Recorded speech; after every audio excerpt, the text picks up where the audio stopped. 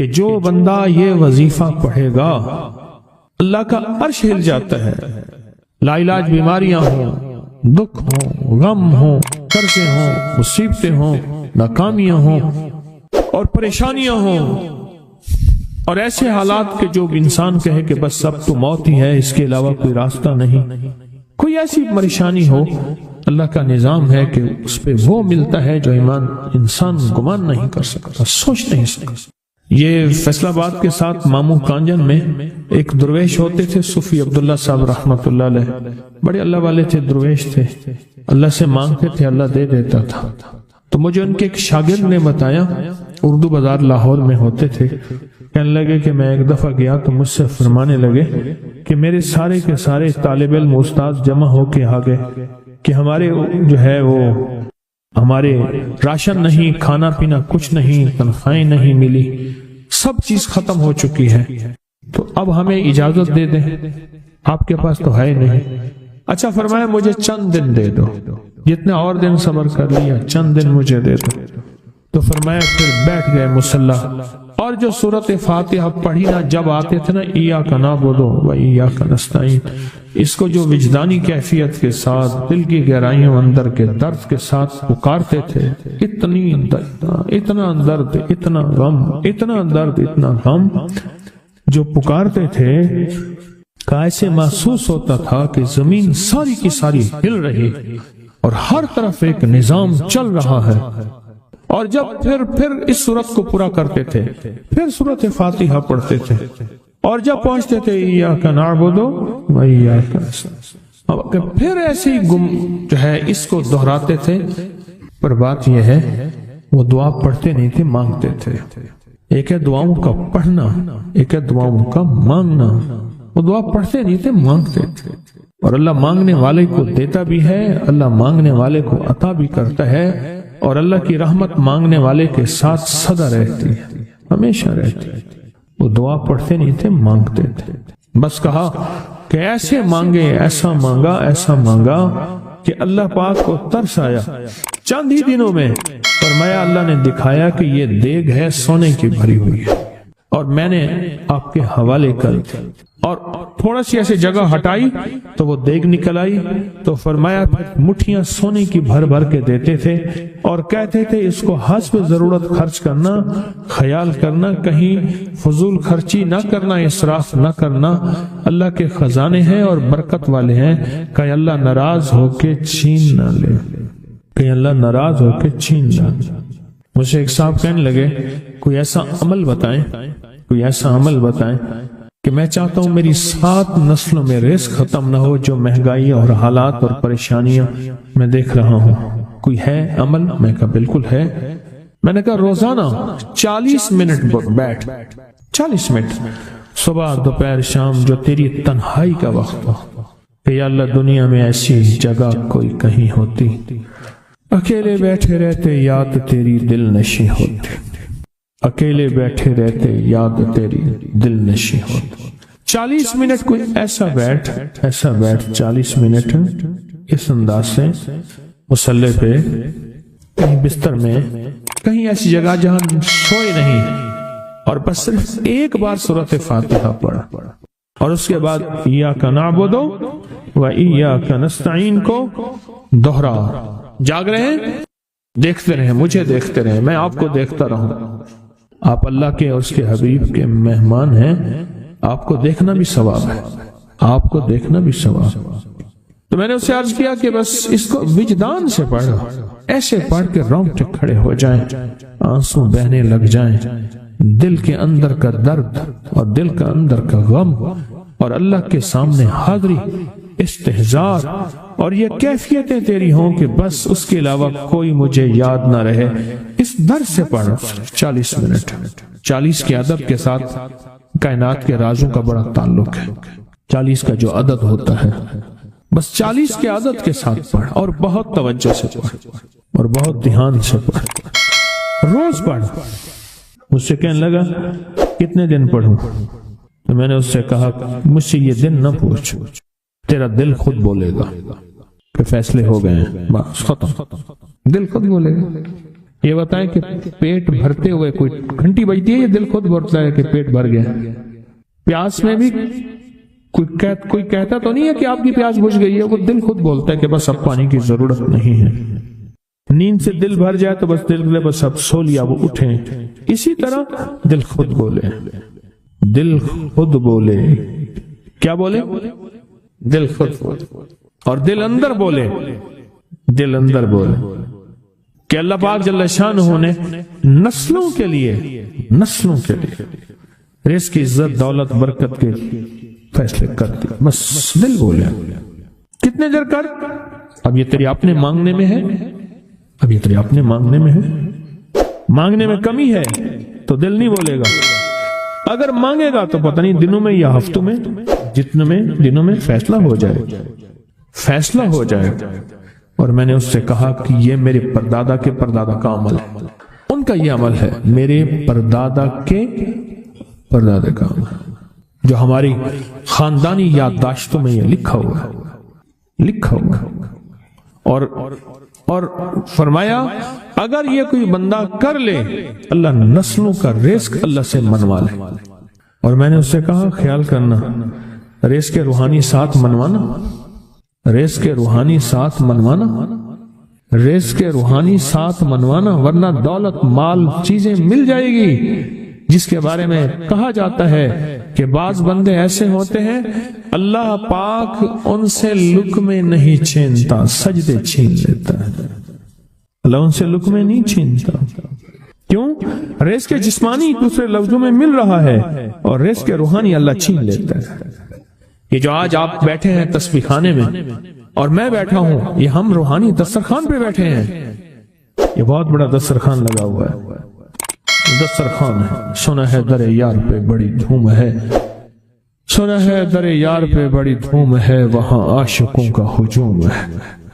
یہ روحانی دسترخوان ہے، میں بھی خود محتاج ہوں، یہ روحانی دسترخوان ہے۔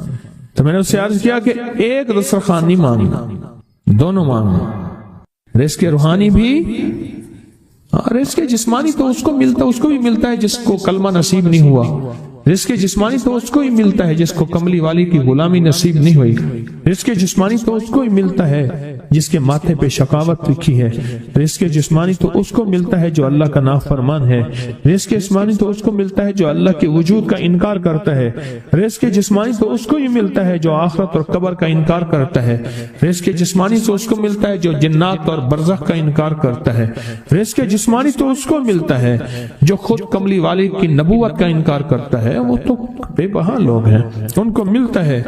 پر تجھے بھی صرف رزق جسمانی ملا اور اللہ سے یہ منوا لیا، نہ یہ نہ منوانا، اللہ سے کہنا ہے اللہ رزق روحانی بھی دے اور رزق جسمانی بھی دے، دو رزق کٹھے عطا فرما، کون سا رزق؟ اور رزق جسمانی بھی دے۔ کہیں ایسا نہ ہو کہ میری نسلوں میں صرف مال دولت اور چیزیں ہوں اور تیرا نام اور تیرے حبیب کا نام نہ ہو، تیرا نام اور تیرے کملی والے کا نام نہ ہو، تیرا نام اور تیرے دوستوں کا نام نہ ہو، تیرا نام اور تیری آل و اصحاب کا نام نہ ہو۔ کہیں ایسا نہ ہو میں محروم ہو جاؤں، مجھے آل اور محمد اور آل محمد اور اصحاب محمد کی نسبتیں یہ بھی ساتھ عطا کیے رکھ۔ میں نے اس سے کہا کہ دو چیزیں مانگنا۔ اچھا قدرت کا نظام ہے، تو دیوانے بھی ہوتے ہیں، یقین والے ہوتے ہیں، آپ جیسے آپ مخلص بیٹھے ہیں اور پوری دنیا میں ہمارے ساتھ اس وقت مخلص بیٹھے ہیں جو ہماری آج کی محفل میں شریک ہیں، ہوتے ہیں دیوانے۔ اس نے یقین سے پڑھنا شروع کر دیا، مجھ سے کہنے لگا ایک وقت ایک جگہ ہو بہت بہتر۔ میں نے اس سے کہا، میں نے کہا پھر بھی اگر ایک وقت ایک جگہ میسر نہ بھی ہو تو اگر عمل کسی وقت چوک جائے، عمل کی جگہ چوک جائے، عمل کا وقت چوک جائے، مجبوری میں نہ ہو تو بہتر ہے، پر توجہ نہ چوکے، دھیان نہ جائے، استحضار نہ جائے، یقین نہ جائے، اور سچا یقین ہو کہ میرا اللہ خود کہتا ہے یہ مانگنا بھی تو اسی نے دیا ہے نا، اسی نے مانگنا دیا ہے۔ جب اس کریم نے مانگنا ہی خود دیا ہے تو عطا بھی خود کرے گا۔ نہیں خوف نارے جہیم کا کہ کرم ہے مجھ پہ کریم کا، وہ خود عطا کرے گا مجھے، اس نے مانگنا دیا دے گا۔ یقین ہو ایسا ایسا ایسا ایسا اتنا زبردست یقین ہو، اتنا یقین ہو اللہ کے ملنے پہ اور اللہ کے مانگنے پہ، اتنا یقین ہو کہ گمان اور خیال سے بالا تر یقین ہو، بہت زیادہ یقین۔ یاد رکھیے گا میری بات، میری طرف دیکھتے رہیں، یاد رکھیے گا جس کو ملا ہے یقین کی طاقت میں ملا ہے، اور جس سے چھنا ہے بے یقینی نے اس سے سب کچھ چھین لیا، بے یقینی نے اس سے سب کچھ چھین لیا۔ جس کو ملا ہے یقین کی طاقت سے ملا ہے، یقین ہو کہ میں کر رہا ہوں اور اللہ مجھے دے دے گا۔ کہا کہ کیسا یقین ہو؟ کہا جیسے بکری کے تھن دودھ سے بھرے ہوئے اور میں کہوں کہ میرے ہاتھ سے دباؤں گا اور دودھ نکلے گا، اس سے زیادہ یقین۔ اور کہا کس سے زیادہ یقین؟ کہا کہ ایک بڑا نوٹ ہو اور بڑا نوٹ کے اندر جو ہے ایک آنے کی چیز آنی ہے، تو میں کہوں گا اس سے تو اس کی نوٹ کے اندر تو ہزاروں آنے ہیں، اور میں ایک آنے کی چیز، ایک ٹکے کی چیز لوں گا اور میرا کام بن جائے گا۔ اس سے زیادہ یقین ہو، اور اس سے کہیں زیادہ یقین ہو کہ سخت پیاس ہے اور میں پانی کو دیکھوں، اور پانی کو دیکھتے ہی مجھے یقین ہو کہ اس سخت پیاس میں میرا پیاس بجھ جائے گی، پیٹ بھر جائے گا۔ اس سے کہیں زیادہ یقین ہو۔ میں پھر بھی یقین کو نہیں سمجھا سکا، علم بھی محدود ہے، الفاظ بھی میرے پاس محدود ہیں۔ اس سے کہیں زیادہ یقین ہو، اس سے کہیں زیادہ یقین، اور بہت زیادہ یقین، اتنا یقین۔ کیا خیال ہے؟ آپ چاہیں گے اپنی نسلوں کے لیے بخت، رزق، نصیب اور مقدر منوا لیں؟ کیا خیال؟ وہ بڑا کریم ہے۔ میں نے ابھی نہیں بتایا کہ قرآن کا واقعہ سنایا، حضرت موسیٰ اور خضر علیہ السلام کا قرآن کا واقعہ سنایا کہ ان کی 7 نسلوں کا جو ابا تھا نا، وہ 7 نسلوں میں پہلے والا ابا، دادے کے دادے کے دادے کا دادا، وہ نیک تھا، وہ دعائیں مانگتا تھا، وہ اللہ کے ساتھ تعلق میں تھا، اس کا تقویٰ تھا، وہ اس کی نیکی کا اثر، اس کی نیکی کا اثر، اس کی نیکی کا اثر نسلوں میں منتقل ہوا، نسلوں میں منتقل ہوا۔ پڑھ لیں، مانگ لیں، اللہ سے کر دیں کہ اللہ میرے لیے اور میری نسلوں کے لیے رزق روحانی اور رزق جسمانی کے فیصلے کر دیں، رزق روحانی اور رزق جسمانی کے فیصلے کر دیں۔ شاہ عبد الرحیم تھے شاہ ولی اللہ رحمت اللہ علیہ کے والد محترم۔ انہوں نے شاہ ولی اللہ سے کہا بیٹا میں تجھے روحانی مشقیں کرا رہا ہوں، ایک مشق ایک بھی کر لے اپنے لیے اور اپنی نسلوں کے لیے، اللہ سے رزق منوا لے، اللہ سے رزق منوا لے۔ تو پوچھا کہ حضرت میں رزق کیسے منواؤں؟ وہ میں کہ کچھ وقت ایسا نکالا کر، ایسا وقت نکالا کر 2 گھڑی اور 3 گھڑی کا، ایک ساتھ 2 گھڑی اور 3 گھڑی، ایک ساتھ تقریباً 21 منٹ کی ہوتی ہے، تقریباً 21 منٹ کی، 2 ساتیں مل جائیں تو 40 منٹ بنتے ہیں، تو ایک ساتھ 2 ساتھ 3 ساتھ کی گھڑی میں کہ بیٹھ کے نا سورۃ فاتحہ اور اس میں ایاک نعبد و ایاک نستعین کا تکرار اور استحضار کیا کر، اور ایسا کیا کر تیری آنسوں بہیں، تیرا دل روئے، تیری آنکھیں روئیں، تیرے رونگٹے کھڑے ہوں اور رواں رواں، اور اس کے اندر سے تیرا پل پل، تیرا من، تیرا جذبہ، تیری سوچیں بولیں، کیا بولے؟ ایاک نعبد و ایاک نستعین۔ ایک میلہ تھا اللہ کے نیک بندوں کا، تو اس میں 70 اولیاء جمع ہوئے، 70 اولیاء جمع ہوئے۔ اور اللہ کے ولی نے کہا کہ آپ کوئی ایسا وظیفہ بتائیں، ایسی تصویر بتائیں، ایسا ذکر بتائیں جو اللہ کے عرش کو ہلائے اور جو اللہ کی ذات کو متوجہ کر دے، جو اللہ کے تعلق کو نصیب کر دے، کوئی ایسا ذکر، کوئی ایسی تصویر بتائیں۔ فرمایا سب نے بتایا کہ سورۃ فاتحہ ہے، اور اب سب سے پوچھا سورۃ فاتحہ میں کوئی ایسا جز بتائیں جو سورۃ فاتحہ کا دل ہو۔ سورۃ یاسین قرآن کا دل، لیکن سورۃ یاسین کا دل سلام قولا من رب الرحیم۔ ہر سورت کے اندر اللہ پاک نے کچھ نعمتیں، کچھ نکتے رکھے ہیں، تو فرمایا سورت فاتحہ کا دل. تو میلے میں جتنے بھی اولیاء 70 بیٹھے تھے سب نے کہا کہ اگر سورت فاتحہ کا دل پانا ہے تو وہ صرف کیا ہے؟ ایاک نعبد و ایاک نستعین. اس کا مفہوم عام سادہ سے یہ ہے کہ مولا غلامی تیری در کسی اور کا. جب غلام تیرے ہیں، منگتے تیرے ہیں، بھکاری تیرے ہیں، محتاج تیرے ہیں، پھر در بھی تیرا ہے، پھر در بھی تیرا ہے اور کسی کا در مولا نہیں ہے. پھر در بھی تیرا ہے، تیرے در کے ہم محتاج، تیرے بر کے ہم غلام. تو میں نے اس سے کہا کہ یہ وظیفہ کر، سارا دن پڑھی یا کنا بدو اور کام بھی کرتا رہے، وضو بے وضو چلتا بھی رہے، یہ پڑھتا بھی رہے، پڑھتا بھی رہے، پڑھتا بھی رہے. چند دن چند ہفتے یہ عمل کر، اور رات سوتے ہوئے سورت فاتحہ پوری کر 40ویں، اور پھر درود پاک پڑھتے پڑھتے سو جا. 70 اولیاء نے فرمایا کہ جو بندہ یہ وظیفہ پڑھے گا اللہ کا عرش ہل جاتا ہے اور فرشتوں میں کوہرام مچ جاتا ہے، اور فرشتوں میں اللہ کے بارگاہ میں فریادیں ہوتی ہیں کہ یا اللہ یہ بندہ ہے اور اس نے یہ عمل کیا ہے، یہ وظیفہ کیا ہے اور ابھی تک اس کی دعا قبول نہیں ہوئی، یہ مانگا ہے ابھی تک دعا قبول نہیں ہوئی. فرشتوں میں یہ کوہرام مچ جاتا. ایک اللہ کے دوست تھے، سوتے سوتے ایک دم اٹھ بیٹھے. اٹھنے کے بعد وجدانی کیفیت کے ساتھ جو ہے یہ وظیفہ پڑھنے لگے. تو کسی نے پوچھا کہ حضرت کیا ہوا؟ فرمایا میں نے دیکھا کہ اللہ کے عرش کے نیچے جنتی ہیں اور وہ ٹہل رہے ہیں اور سب کی زبان پہ یہی وظیفہ ہے، ایاک نعبد و ایاک نستعین. سب کی زبان پہ یہی وظیفہ ہے اور سب یہی پڑھ رہے ہیں. میری ایک درخواست ہے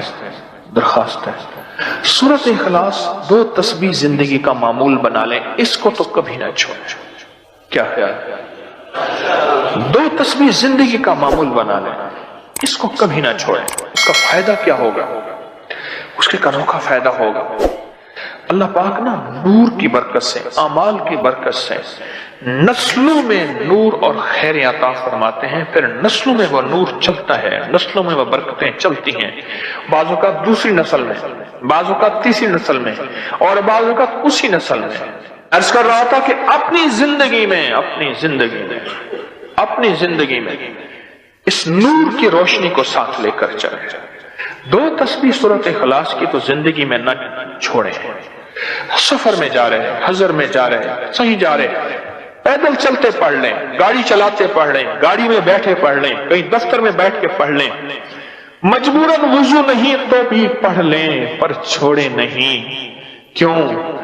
آپ کی زندگی میں اس کا نور نسلوں میں منتقل ہوگا اور اس کا نور نسلوں میں جائے گا اور نسلوں میں رزق، دولت، عزت کے اللہ دروازے کھول کے دکھائے گا. ایسا نور ملے گا آپ سوچ نہیں سکتے. ایسا نور ملے گا. کون سا مسلمان ہے جو کہتا ہے مجھے سورۃ قل ہو اللہ، سورۃ اخلاص نہیں آتی؟ ہر بندے کو آتی ہے. اگر کوئی کمزور علم رکھنے والا ہے تو تھوڑی سی محنت کرے، یاد کرے تو اس کو یاد ہو سکتا ہے. ایک میں آپ کو عجیب بات بتاؤں.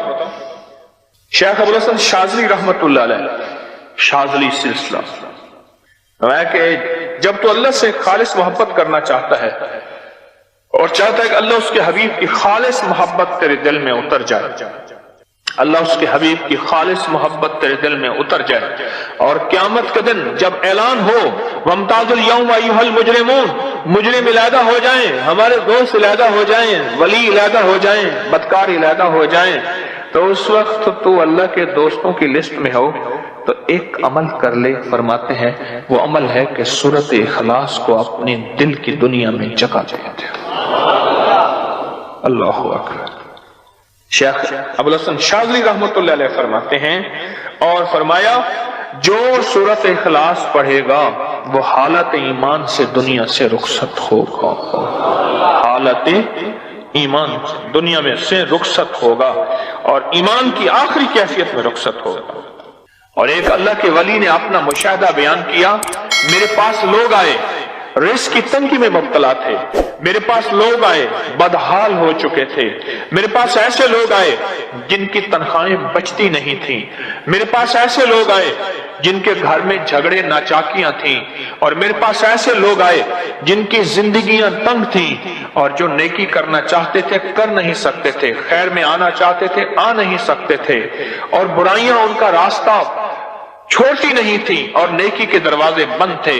کہا میں نے ان سے کہا کہ 2 تسبیح سورت قل ہو اللہ کی پڑھ لو۔